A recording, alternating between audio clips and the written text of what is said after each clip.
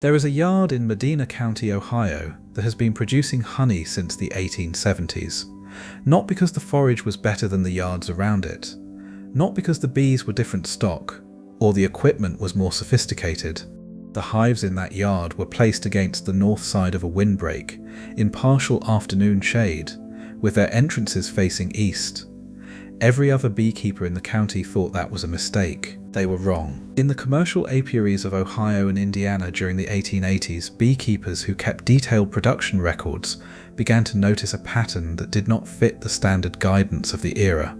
Certain yards, managed with the same methods, the same genetics, sitting in the same forage territory, consistently outproduced their neighbours. The differentials were not marginal. Some yards ran 20 to 40% higher surplus yields season after season, in lean years and in strong ones. And when the more methodical operators began tracing the variable that separated the performing yards from the average ones, they did not find it in the management calendar. They did not find it in the genetics. They found it in a decision that had been made before the first bee was ever placed in the yard. The placement of the hive, not where it was convenient to work, not where the truck could back in, or where the ground was flat, where the biology of the colony required it to be. And the biology, as those 1880s operators gradually worked out through seasons of careful observation, pointed consistently toward the same four conditions. Conditions that the standard beekeeping advice of the era treated as secondary at best and actively discouraged at worst. Before a single hive was moved into position, before the bees were installed, before the first nectar flow of the season, a decision was made. That decision cost nothing. It required no equipment, no purchased input, no replacement stock, and it determined the season's outcome with more reliability than almost any management choice made afterward. The placement of the hive, not where it was convenient, where the biology required it. If you've ever pulled supers in August from a colony that looked strong all season and come up shorter than it had any right to be, you know the feeling. Leave a comment below with what you've seen in your own yards. And if this kind of biology-first reasoning is what brought you here, a like on this video helps it reach the beekeepers who need it. The standard guidance of the 1880s was internally consistent and easy to follow. Place hives facing south, or southeast at minimum, to catch winter sun on the entrance and encourage early spring build-up. Elevate the hive stand to ensure drainage and air circulation beneath the bottom board. Position the yard in an open location, clear of obstructions, to give foragers an unimpeded flight path in every direction. These recommendations appeared in the major beekeeping publications of the era, AI Roots, ABC and XYZ of Bee Culture, which had been through multiple editions by the mid-1880s and documented observations across Roots' Medina County operations, addressed placement in these terms, as did the working correspondence circulating among the more serious commercial operators of the Ohio and Indiana bee country. The reasoning behind each recommendation was not wrong, exactly. South-facing entrances do receive more direct sunlight in the low-angle months of late winter and early spring. Elevated hive stands do reduce moisture problems beneath the floor. Open positions do offer foragers clear approach and departure lanes. The logic was sound for the problems it addressed, but the problems it addressed were winter and spring problems, and the season that determined honey production was summer. The first indication that something didn't add up came from the records themselves. Beekeepers who were tracking surplus production by individual yard, as the more methodical commercial operators of the era were beginning to do, noticed that the yards following the standard guidance, open positions, south-facing entrances, good elevation, were not consistently outperforming the yards that deviated from it. In some cases they were being outperformed by them, not in a single anomalous season, across multiple seasons, in yards that by the conventional logic of the day should have been running at a disadvantage. The variable that kept appearing in the better performing yards was shade, not full shade, not a location so overgrown that foragers were impeded. Afternoon shade, the kind that comes from a tree line to the west, or the north side of a barn, or a building wall that blocks the direct sun from roughly 2 in the afternoon onward. Hives in those locations were producing more honey than hives sitting in full sun in the same apiary, managing the same stock, working the same forage radius. The operators who noticed this didn't immediately understand why. They understood that the pattern was real. The yield differential showed up in the records year after year. What didn't show up was the explanation. Nobody had written down why. That is where the biology starts. Open a hive on a July afternoon at 2 o'clock, when the temperature has been above 90 for 3 consecutive days. You'll see it at the entrance before you get the lid off. Several thousand bees, in a strong colony, stationed at the bottom board and along the front face of the hive in a coordinated, sustained fanning posture. Wing muscles engaged, bodies oriented. Moving air into the hive in a directed current to drive evaporative cooling. This is not a malfunction. This is the colony's cooling system operating exactly as it evolved to operate. Honeybees maintain the brood nest at approximately 90 to 93 degrees Fahrenheit, regardless of external temperature. When outside temperature presses toward and above that range, the colony recruits a portion of its workforce into thermoregulation duty. Fanning bees at the entrance, water carriers bringing evaporative material to the cells, bees inside the hive body repositioning to maximize airflow through the brood frames. Most beekeepers see this and think, hot day, healthy response, nothing to manage. They're right that it's a healthy response. What they're not calculating is the cost. Every bee fanning at that entrance is a bee not foraging. This is not a trivial accounting problem.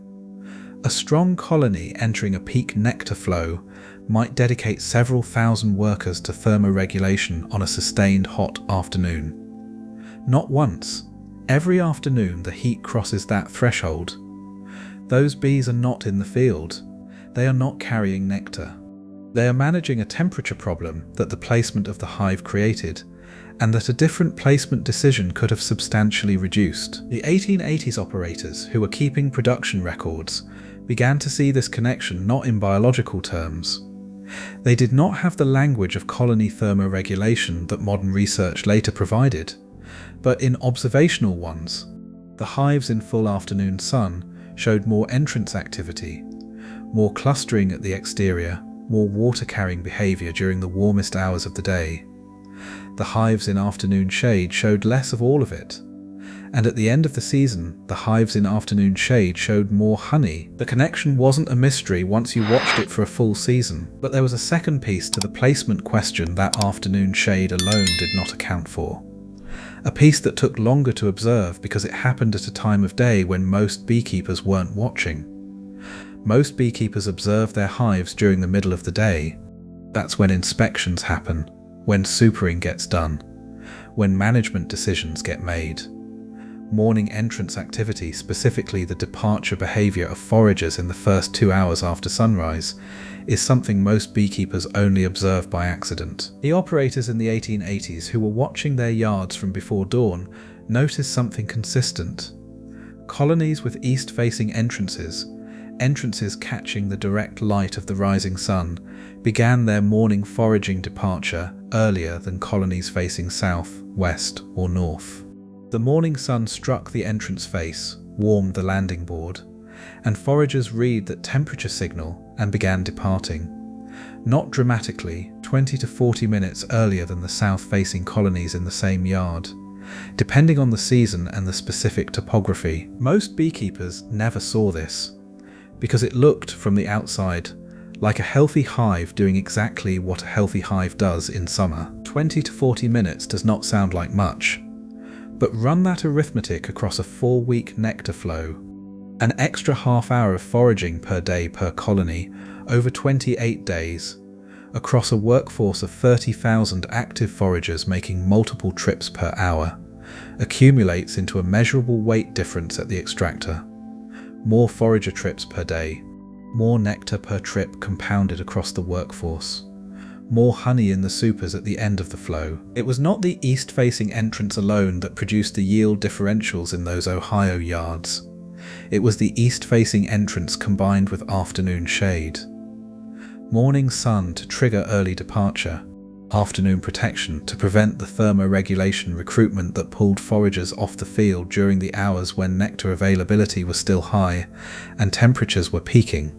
Those two placement principles address the same fundamental biological variable from opposite ends of the day. This is where the biology separates the placement that works from the placement that looks like it should work. Consider what this means for a colony managed in the standard way.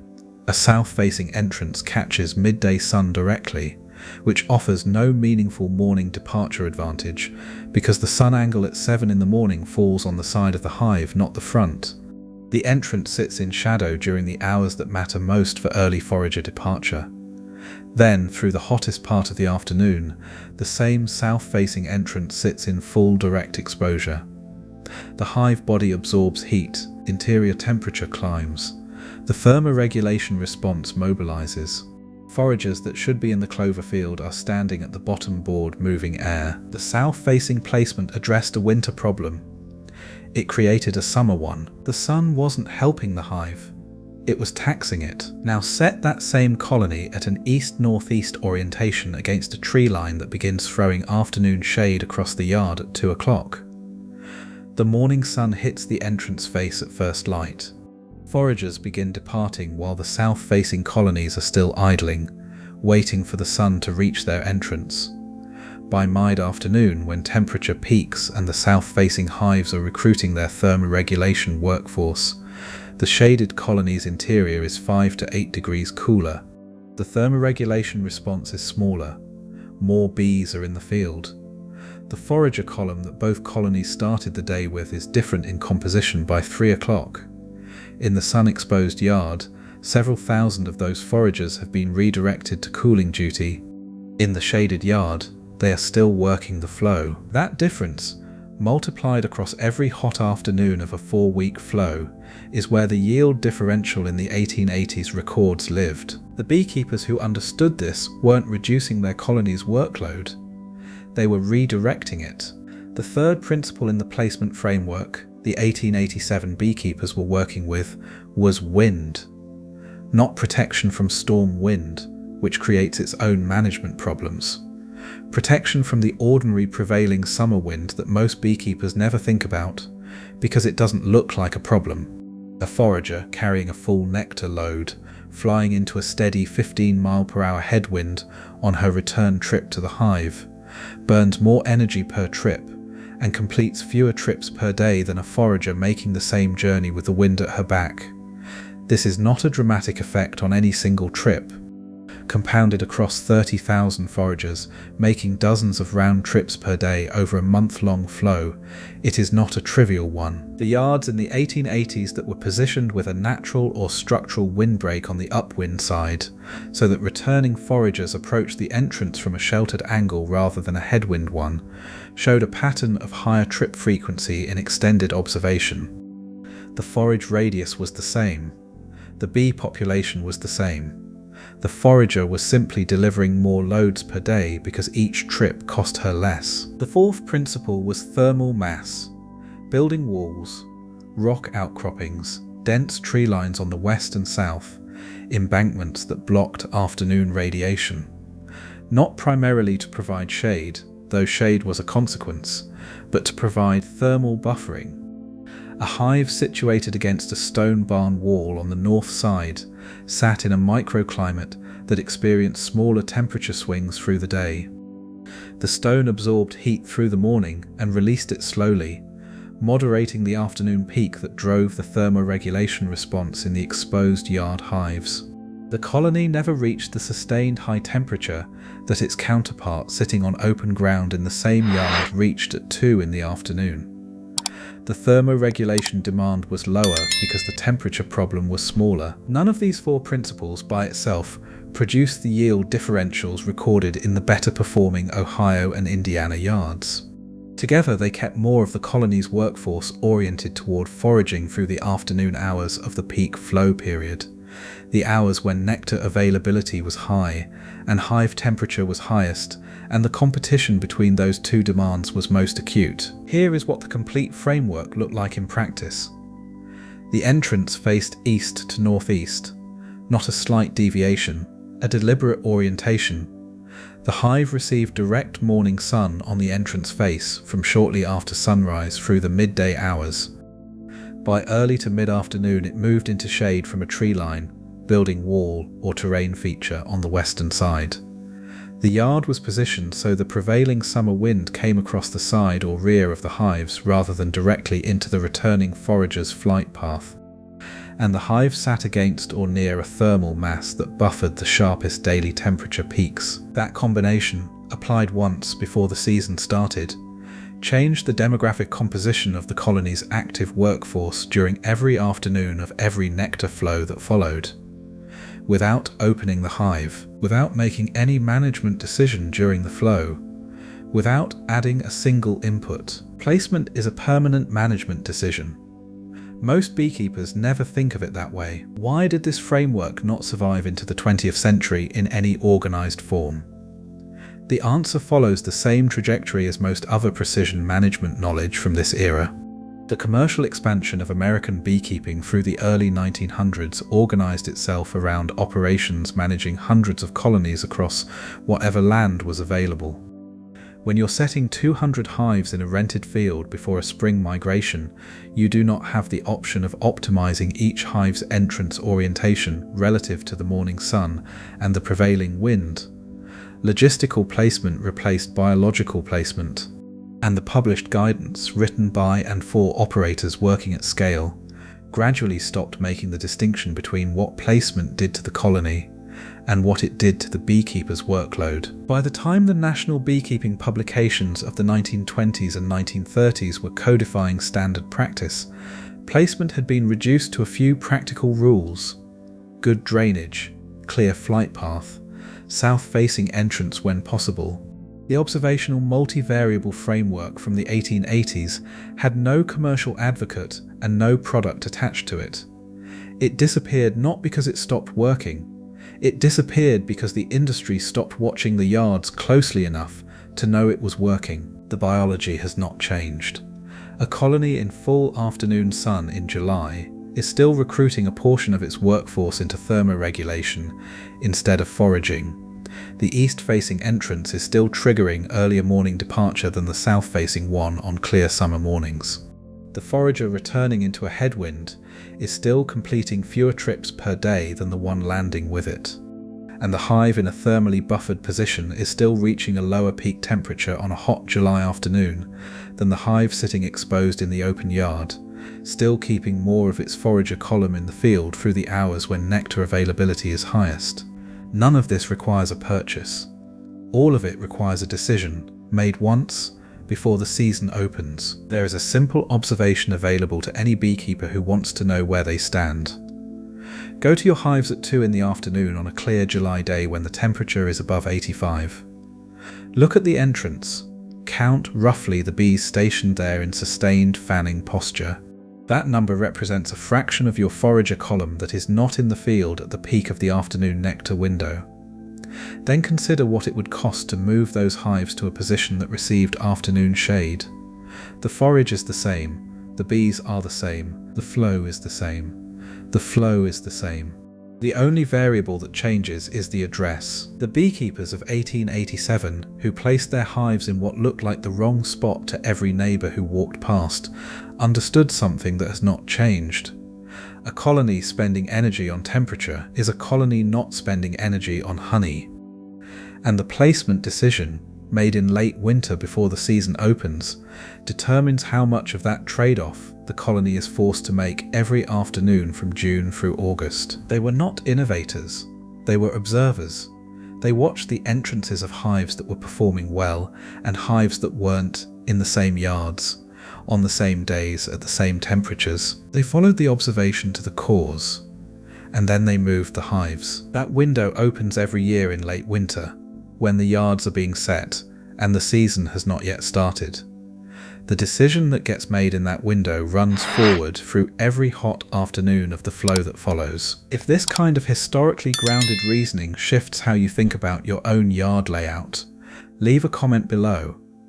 And if this is the channel you've been looking for, subscribe. There is more forgotten precision ahead, the kind that requires nothing to purchase and everything to understand.